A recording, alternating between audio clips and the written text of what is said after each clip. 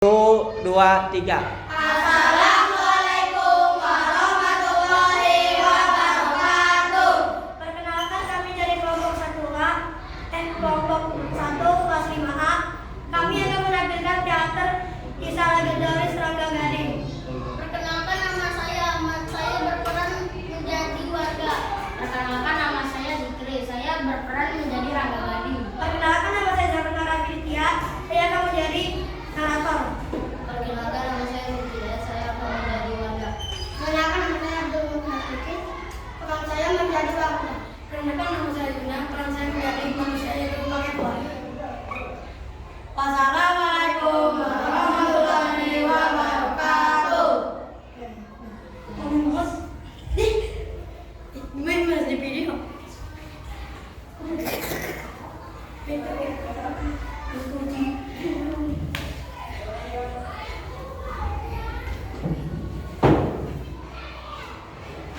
Dahulu kala, hiduplah seorang pemuda bernama Rangga Gading.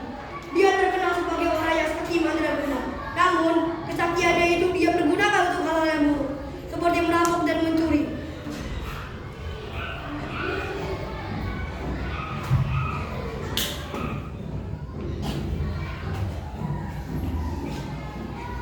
Rangga Gading adalah pencuri yang amat lihai, karena dia bisa merubah tubuhnya menjadi binatang, pohon, batu, dan air.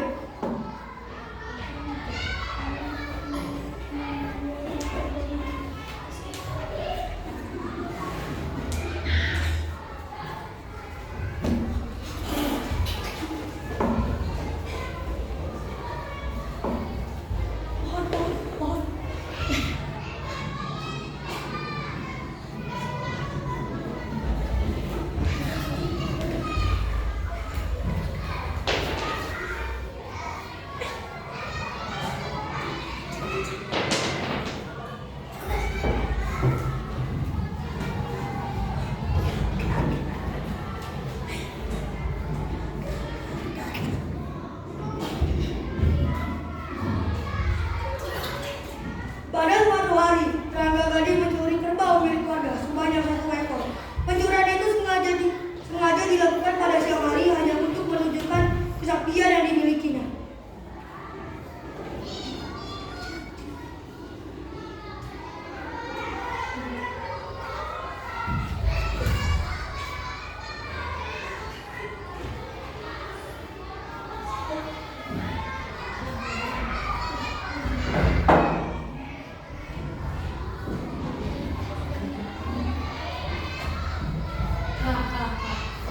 Sungguh bodoh orang yang takut itu.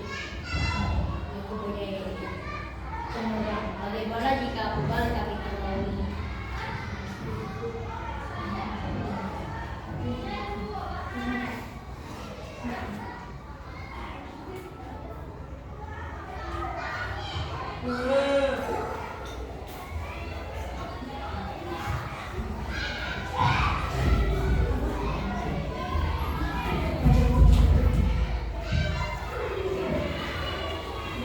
Saat warga mengetahui kerbau-kerbau mereka dicuri, para warga beramai-ramai memburu dan mencari pelakunya.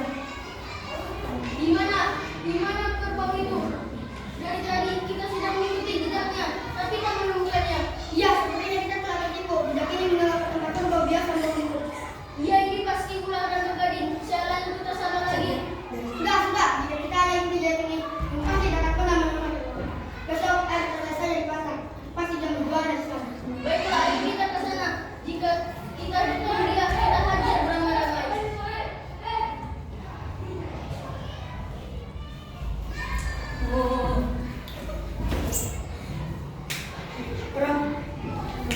Bagaimana jika aku jual kerbau ini ke pasar?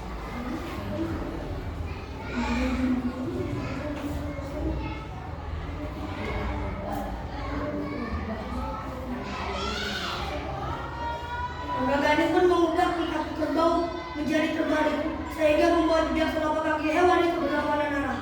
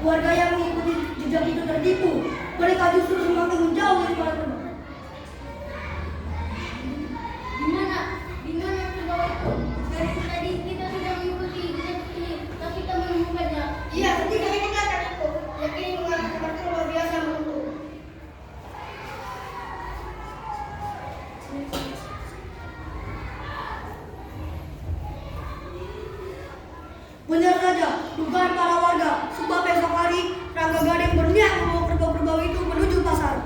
Akan tetapi dasar Rangga Gading sebelum membawa kerbau itu, dia mengubah tanduk kerbau yang tadinya melengkung ke atas menjadi ke bawah.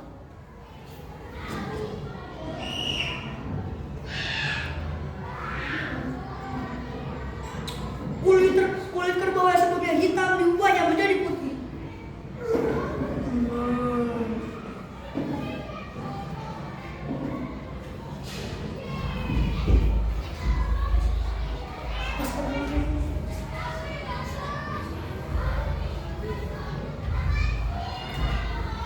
Dengan santai Rangga Gading menuntut kerbau-kerbau hasil curiannya untuk dijual.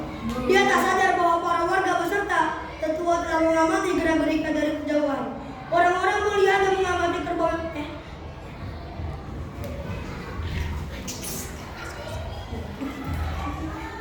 Stop. Jangan belaga bodoh kau. Dari mana kau mendapatkan kerbau ini? Tentu saja kau tak pernah, tak mungkin aku mengaku mempunyai 5 kerbau ini. Ini pasti kau hasil curian. Kemarin kerbau kami hilang, ada yang mencurinya.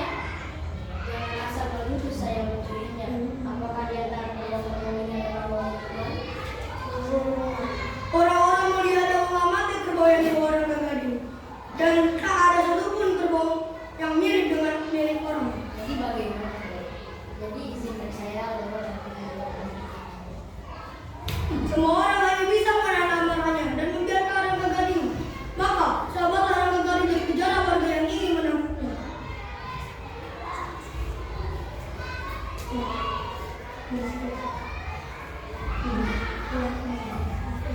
Pada suatu hari, terdengar sebuah kabar mengenai kandang keramat. Di desa Karangunggal, konon tanah itu mengandung emas, hingga terbatas sepuluh dijaga ketat oleh para penjaga. Dan tetua kampung agar tak ada yang mengambil dan mengusiknya. Kabar itu justru membuat Rangga Gading semakin tergiur untuk memilikinya. Tanpa pikir panjang lagi, dia segera naik ke atas pohon kelapa.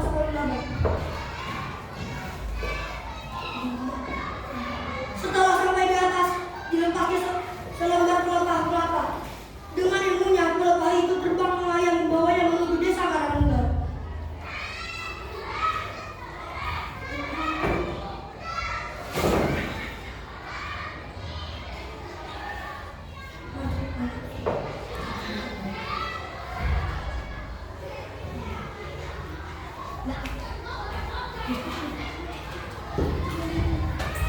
Sampai di desa Karangunggal, Rangga Gading berubah menjadi seekor kucing untuk mengelabui para penjaga. Tentu saja semua penjaga itu terkecoh. Kucing Rangga Gading dengan mudahnya menyelinap masuk.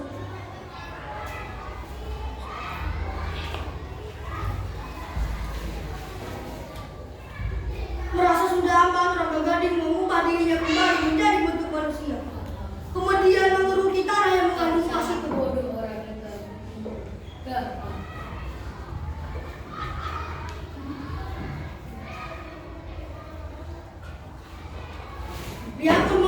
Dia pun memasukkannya ke karung. Setelah karung terisi penuh, Rangga Gading memanggil pelepah kelapanya. Dia segera terbang meninggalkan Karangunggal menuju tempat persembunyiannya. Saat perjalanan pulang, Rangga Gading berhenti sejenak untuk beristirahat. Di tempat yang sepi, Rangga Gading membuka hasil curiannya. Sebelum meninggalkan tempat istirahatnya, Rangga Gading mengambil segenggam hasil curian. Kemudian menaburkannya di tempat itu. Dengan tujuan agar menjadi tanah keramat. Sampai sekarang, konon tempat itu dikenal dengan nama Salawu, berasal dari kata Sarawu atau segenggam.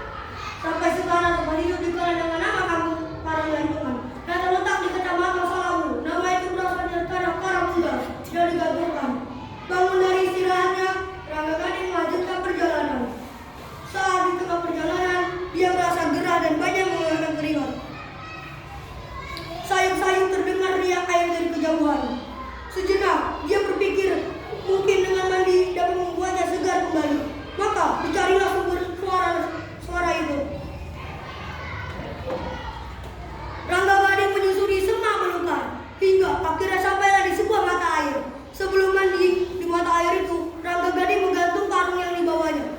Sebelum mandi di mata air itu, karung itu pun berayun aja tertiup angin atau guntal-gantal tak mau diam. Sampai sekarang kampung itu dikenal dengan nama Kampung Guntal-gantal.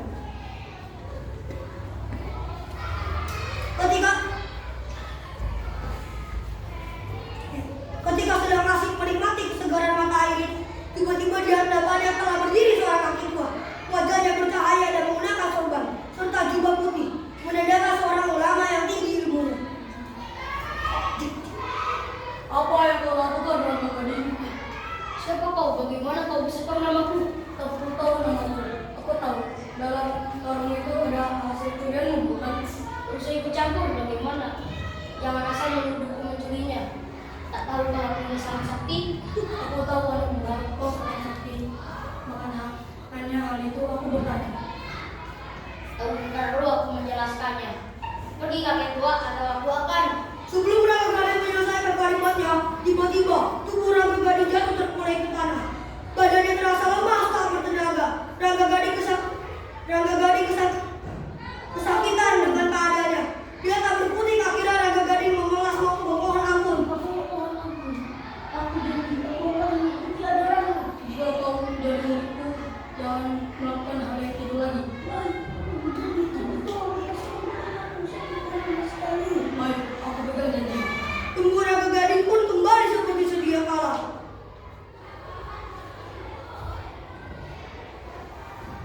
Dengan patuh Rangga Gading mengikuti sang kakek menuju padepokan. Padepokan itu milik sang kakek.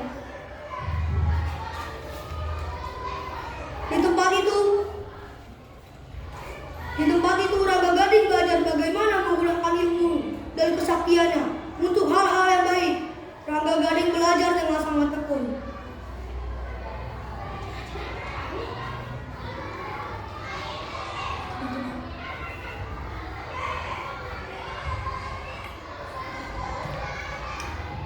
Berjalannya waktu, ilmu Rangga Gading kian bertambah tinggi. Namun sifat congkaknya dulu telah hilang. Kini Rangga Gading menjadi sosok rendah hati dan suka membantu orang-orang di sekitarnya.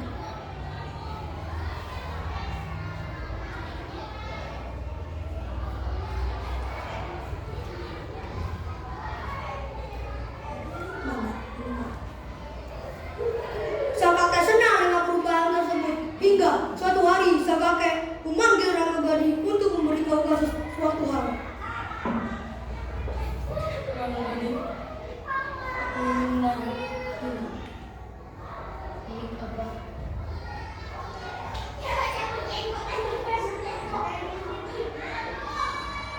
Kamu sudah lama berada di sini. Kamu sudah jadi baik.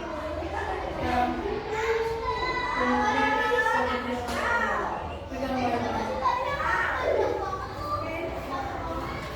Tak ingin mengecewakan sang guru, Rangga Gading menerima tanggung jawab itu meskipun berat.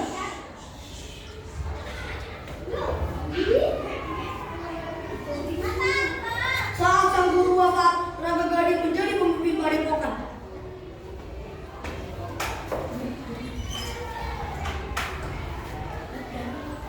Saat sang guru wafat, Rangga Gading menjadi pemimpin padepokan. Murid-muridnya semakin banyak dan padepokan tersebut semakin terkenal. Namun, Rangga Gading pun dikenal banyak orang sebagai orang yang sakti, yang baik hati.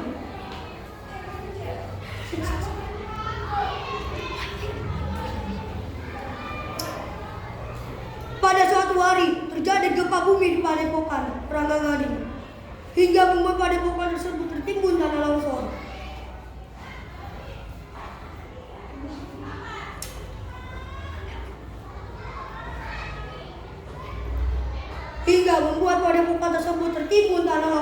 Saat kejadian bencana tanah longsor itu murid-murid sedang film atau tidur.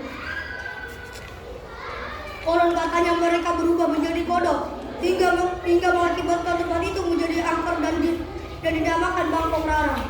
Berasal dari kata tanah yang dibawa dari karang dan lobak. Bangkong atau banyak kata hingga saat ini Bangkong Barang dan Guntal-gantal masih ada.